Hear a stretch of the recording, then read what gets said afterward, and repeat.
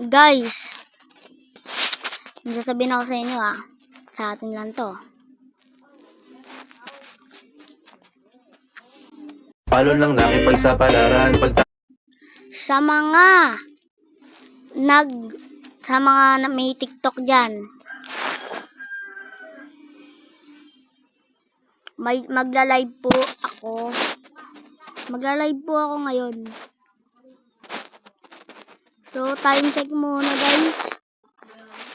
3:25 PM ng hapon to Ngayon ako na magla-live.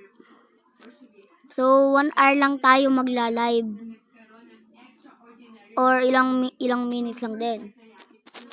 Kaya kung napanood mo to ng medyo malapit lang doon, kung naabutan mo pa ang live ko, kailangan nakasubscribe ka para masali ka sa mga Roblox natin ngayon.